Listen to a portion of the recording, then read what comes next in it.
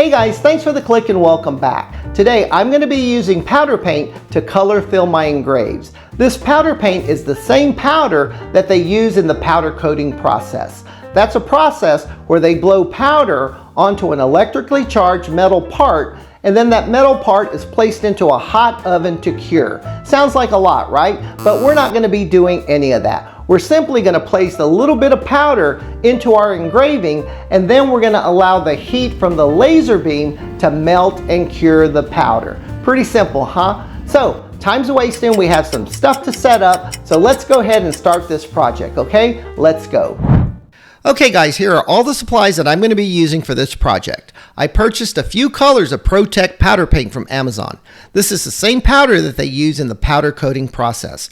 I also bought a box of 4-inch wooden coaster blanks. The first thing I'm going to do is I'm going to get some 400 grit sandpaper and I'm going to sand the top surface of the coaster. Once I'm done, I wipe off all the dust with a paper towel. Next, I'm going to apply paper masking to the top surface of the coaster. I'm doing this so that when I engrave my design on the top of the coaster, the masking will help prevent the surface from getting scarred and charred during the initial engrave.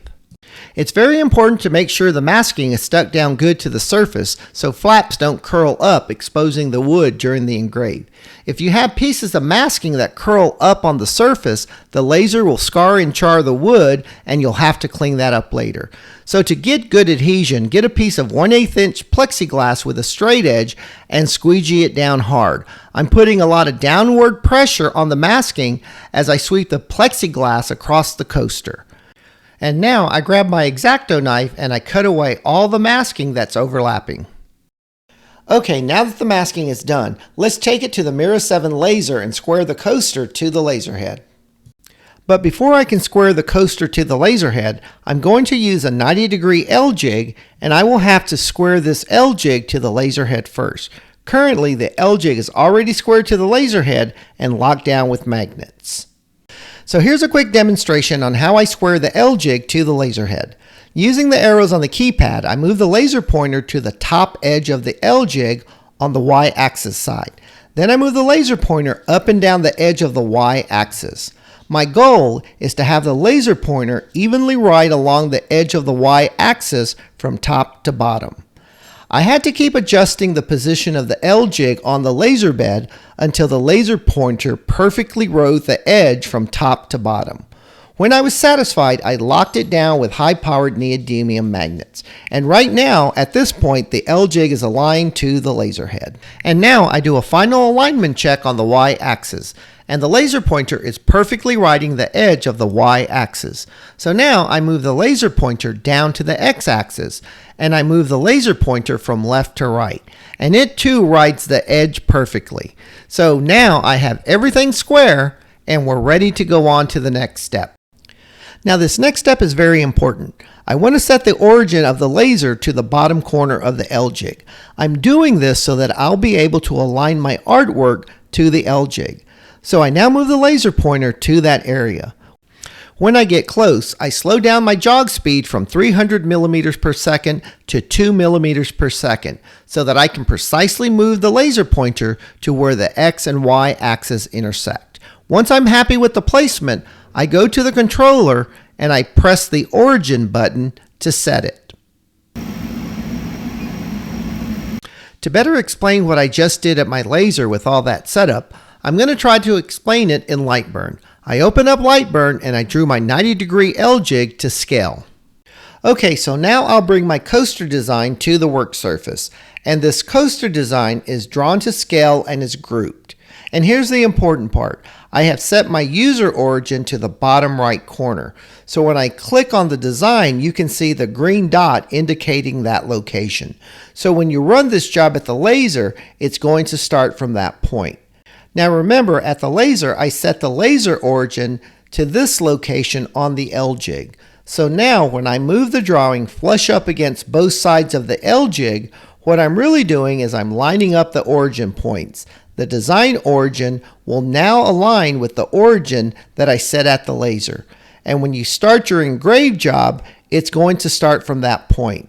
So now you can remove your piece from the laser as many times as you want, And when you return it to the L-jig, you can be confident that your drawing is aligned to the L-jig.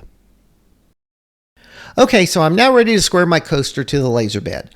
Since I know that my coaster is square and has 90-degree sides, and I also know that my L-jig is 90 degrees, I simply place the coaster onto the laser bed, and I push the bottom side of the coaster flush up against the X-axis. I then slowly push the coaster to the right until it's flush up against the Y-axis side.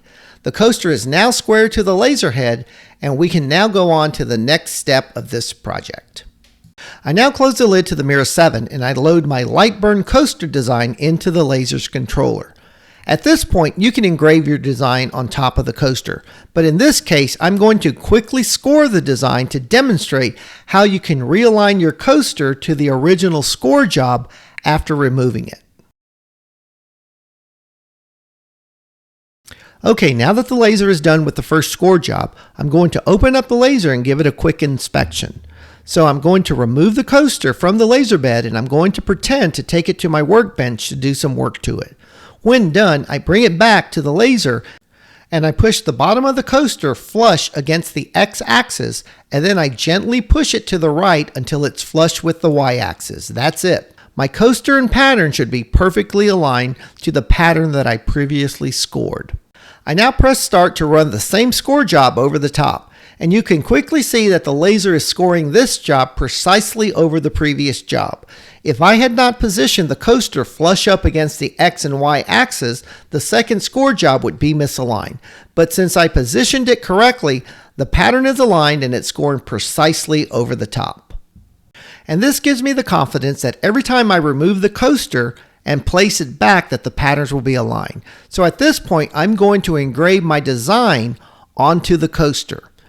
I load the engrave job to the laser and I set the speed to 300 and the power to 25. I set my lines per inch to 400. I press start and I start the engrave job.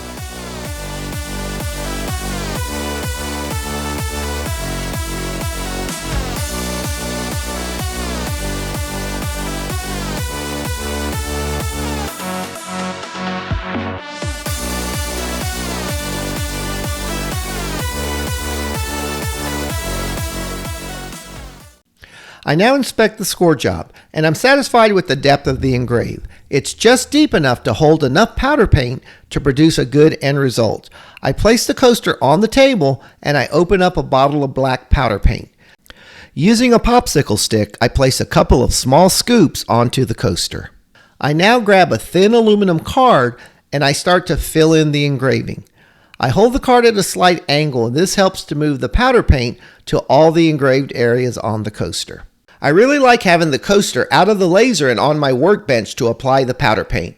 I have a freer range of motion without having to bend over and work inside my laser cavity. Not to mention, I didn't want powder paint falling into my laser and on my crumb tray. When satisfied with the powder fill, I scrape the excess powder back into the bottle. I do one more inspection to make sure the powder paint has a nice even fill in all of the engraved areas. Next, I load the coaster into the laser exactly the same way that I loaded it in the past few steps. Now this next step is important. You must turn off your air assist pump to your nozzle, and I'm going to show you why. With my classic Mira 7 laser, when I turn on my laser, it automatically turns on my air assist pump. And when I place my fingers under the nozzle, I can feel low pressure being blown out of the nozzle. Even though it's low pressure, it's strong enough to blow away these glitter sparkles. So let's see what it does with the powder paint. I place a small amount of powder into the box, and the low air pressure totally blows away the powder from the work surface. So here is what I did. I electrically connected an on-off switch to my internal air assist pump. So now I can simply turn on and off the low pressure air assist pump.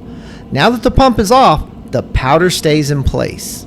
So now you can see why it's important to turn off any air directed to your work surface. So next, I load the engrave job to the controller, but this time the laser's power setting is set a lot lower. I set the speed to 300 and the power to 9. I did a lot of testing with each color to determine that this setting worked well for me. It may be different for you, but at least you can start your test with these settings to see if it works for you. So I finally start the engrave job. The laser starts to engrave the areas that have the powder paint in them. As the laser engraves, it's the heat from the laser beam that melts or cures the powder paint to a semi-gloss eggshell finish. You can actually see the laser beam melt and reduce the height of the powder paint as it engraves the job line by line. So I'll let the laser finish with the engrave, and I'll remove the coaster and I'll take it to my workbench for inspection. Now taking a better look at the powder paint engrave, I can see a hard shell semi-gloss look to what was powder. It is at this point of the inspection that it's time to determine if it needs another coat of powder paint.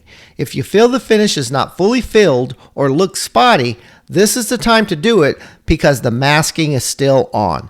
Just apply another coat of powder paint, place it back in the laser, and re-engrave. However, I like this finish, so let me clean off all the excess surface powder and remove the masking. This will allow me to really see the true results of the engrave. With the masking now removed, I am super pleased with the overall look of the low power engrave.